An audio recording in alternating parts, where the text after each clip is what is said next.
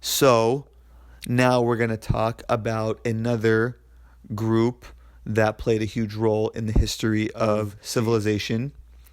And we're going to go a little bit further east. We're going to go back to Mongolia. So after the Xiongnu fell, they were defeated by a group of people known as the Xianbei, spelled with an X as the first letter. And this was another group that was a thorn in the side to China. China, really tried to kind of just keep them at bay any opportunity they could.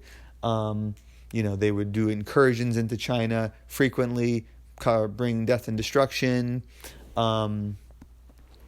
They at one point, the Xianbei as well as the remnants of the Xiongnu would rush into China and take over all of northern China and create a bunch of different kingdoms, 16 different kingdoms to be exact, which would lead to the development of what is known in Chinese history as the 16 Kingdoms period. So that was when a lot of these really nomadic people from Mongolia, the Xiongnu, the Xianbei, started set up a lot of kingdoms in northern China. And they were, recorded by Chinese sources as being extremely brutal,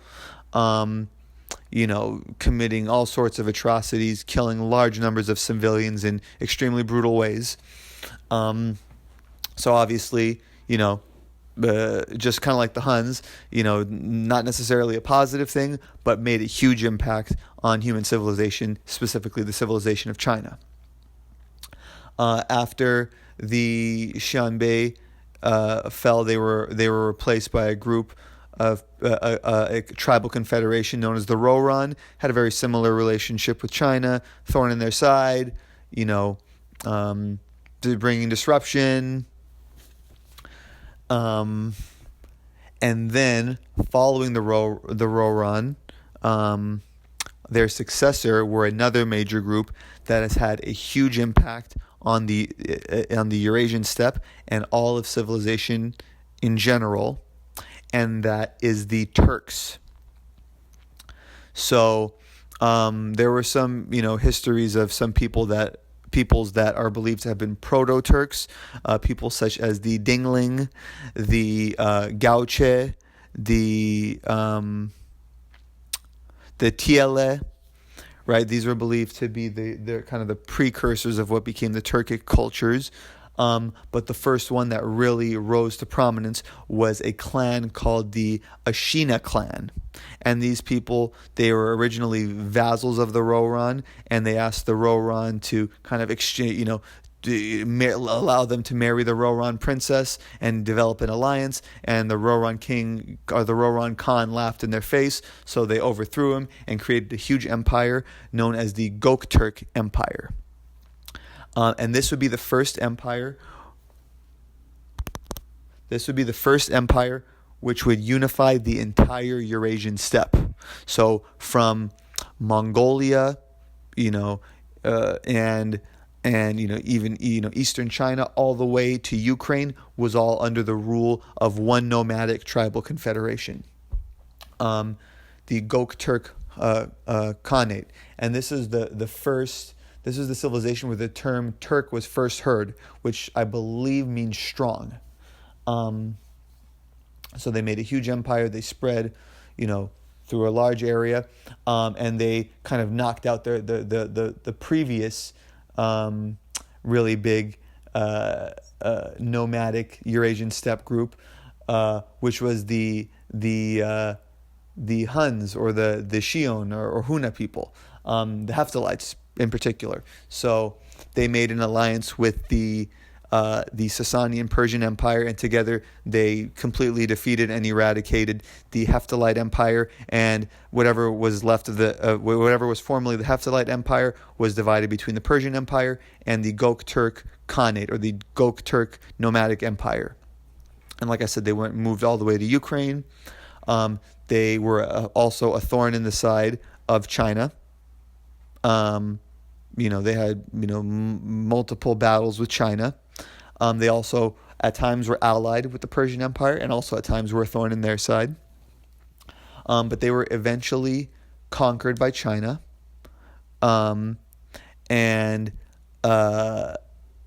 China conquered the eastern portions of their empire, but whatever was the western portions broke away and formed their own little kingdoms. That was such as the Turkish, the Kangar Union, the Khazars.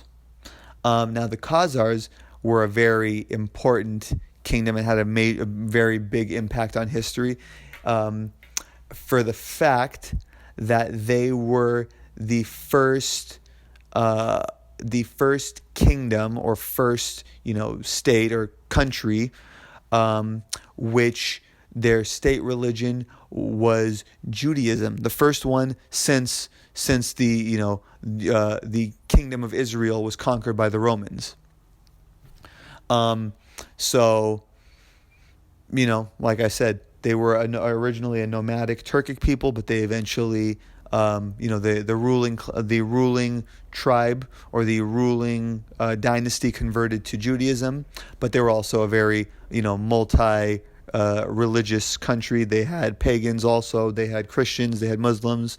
But they are famous for being, in medieval times, since the fall of the Kingdom of Israel, the major, kingdom that patronized the Jewish religion.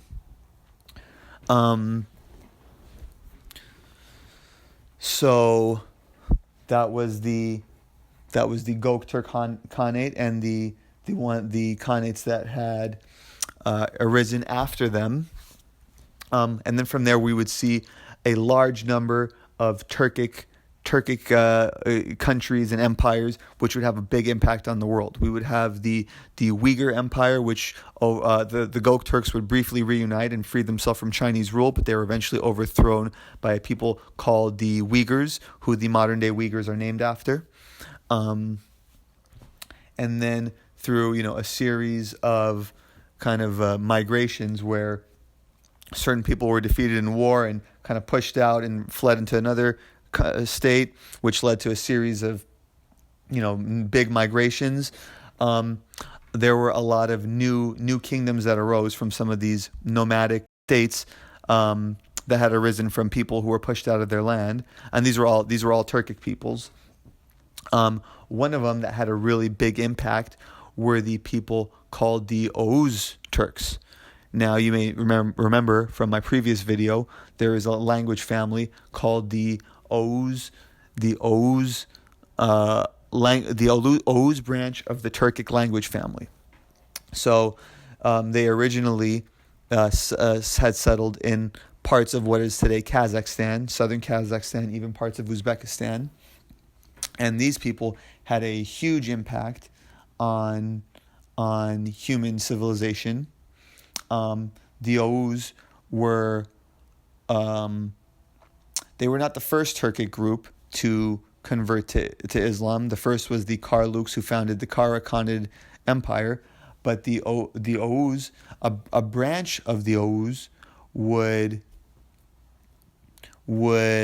convert to Islam, and that branch were the Seljuk Turks, and they would then migrate into what is today Iran and also other parts of the Middle East, such as Iraq, and they would found what is the first truly great Turkic empire, and regarded as one of the greatest empires of its time, and that was the Seljuk Empire, the Seljuk Turks, and they were famous for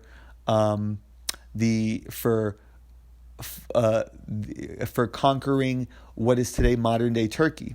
So the process of today Turkey being inhabited by the people who speak the Turkish language and are of the Turkish culture began with the Seljuk Turks conquering the peninsula of Anatolia. That's pretty much what modern day Turkey is.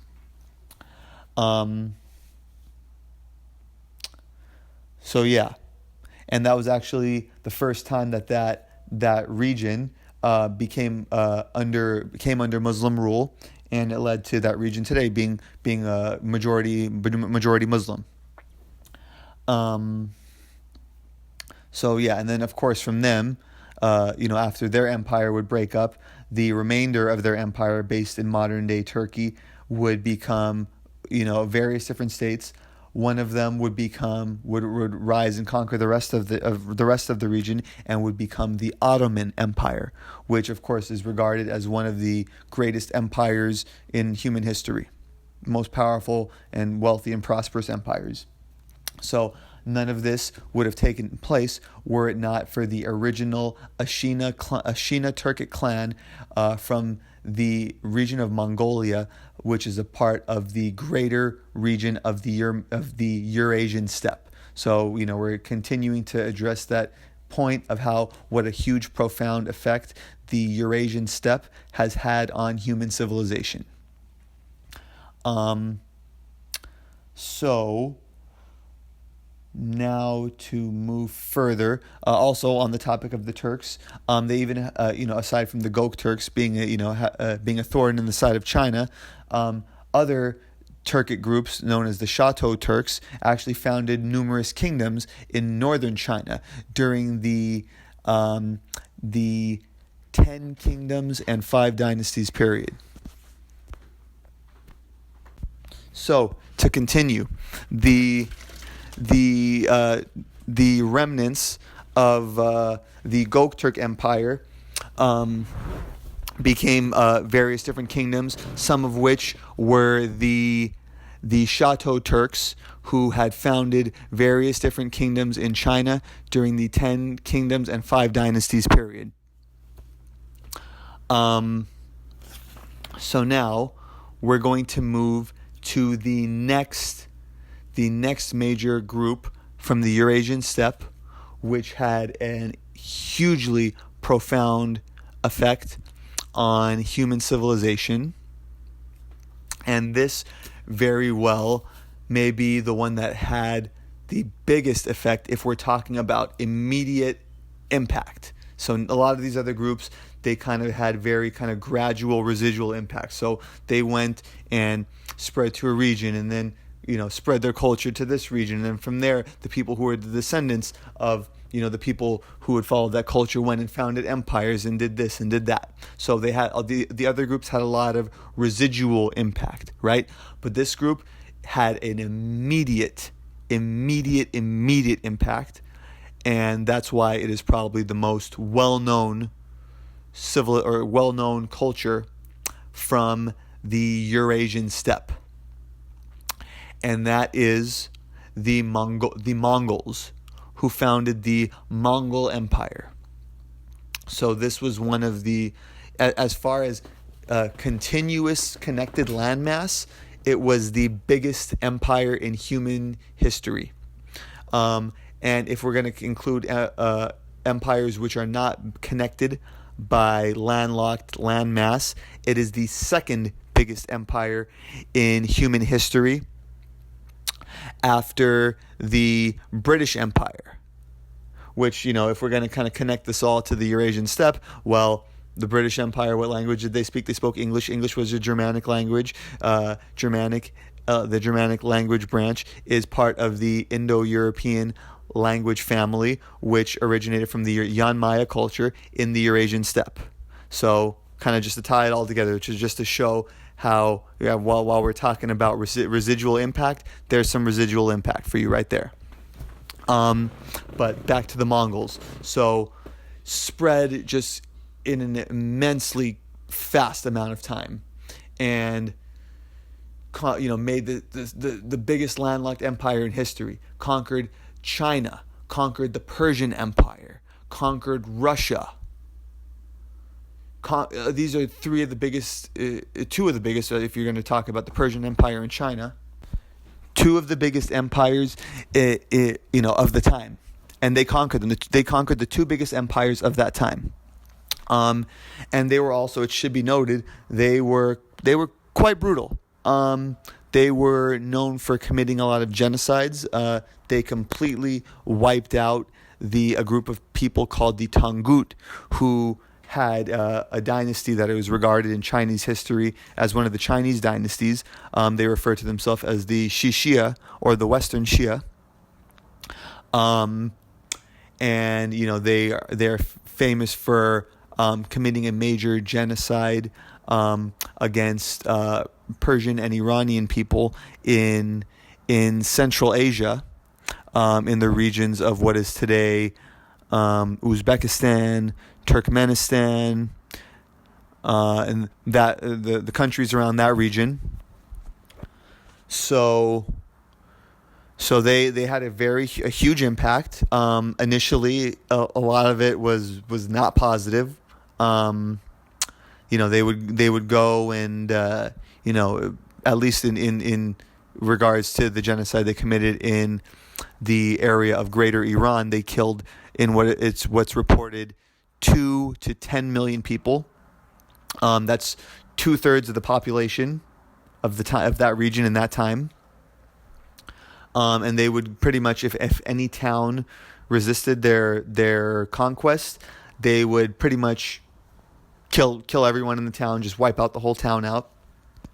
So again, like some of these other groups, like the Huns, they didn't necessarily have a positive impact, but their immense impact is absolutely undeniable. But later on, actually, they would, while we're on the topic of residual impact, they would have, some positive impact.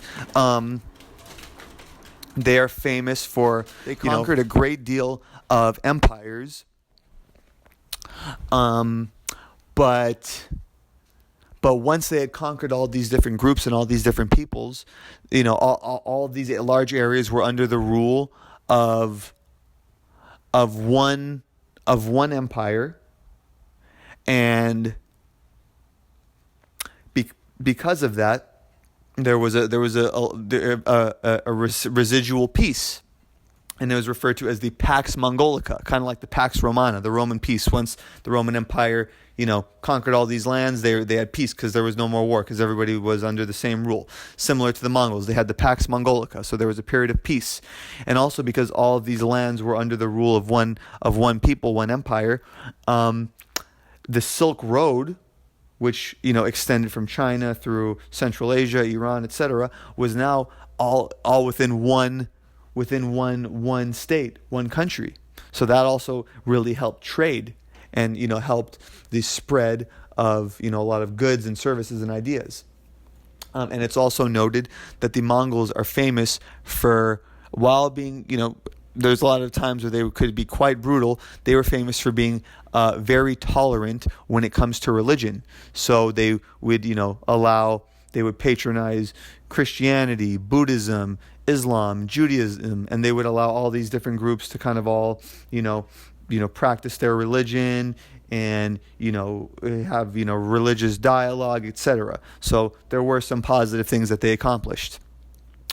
And they, following the breakup and split into numerous pieces of the Mongol Empire, they also founded the Yuan Empire, which is considered a Chinese dynasty and was ruled by Kublai Khan, who was actually considered to be, a pretty effective leader. So he can be argued to be, a Mongol Khan who actually did, have somewhat of a positive impact. On the region of China. But I mean, I'm sure that there might be varying opinions. As he was, there is evidence that he could have been, quite brutal at times. But that's the Mongolian Empire, and the fact that name, I'm sure nobody kind of has any doubt, or nobody has not heard that name.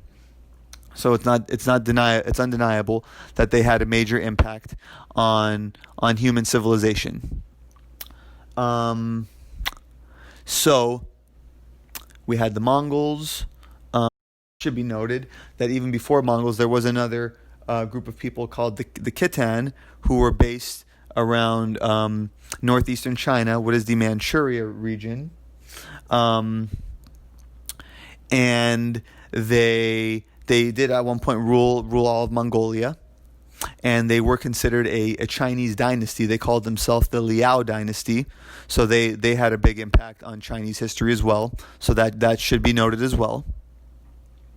There was also another group of people from, also the Manchuria region called the Jurchens, who founded the Jin dynasty, which were one of the countries that was prominent in China immediately before the conquest of the Mongols.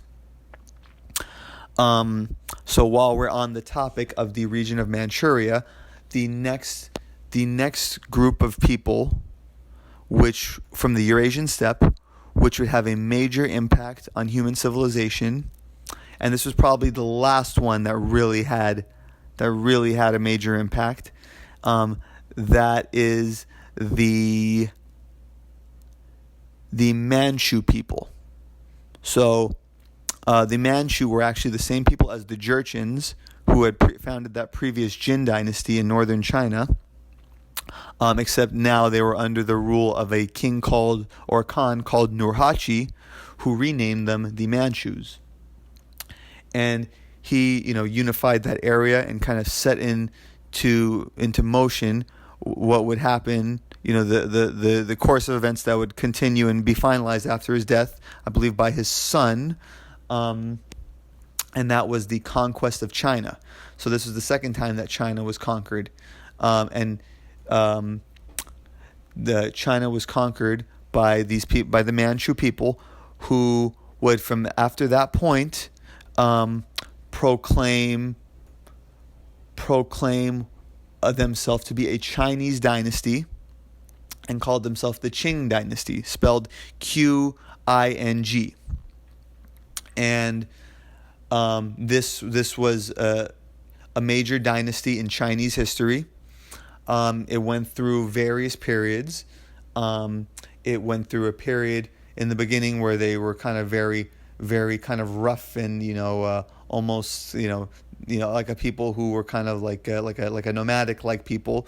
So in some ways there was kind of a lot of repression of the native Han Chinese population, and then eventually in time they would become very assimilated into the native Han Chinese culture, which led to kind of what we discussed in my previous video about how the Manchurians have been very Sinicized. They've really been absorbed into this Chinese culture, Han Chinese culture, and they would eventually, following this, have a period of decline, during the modern era, and would eventually be overthrown by what would become the Republic of China.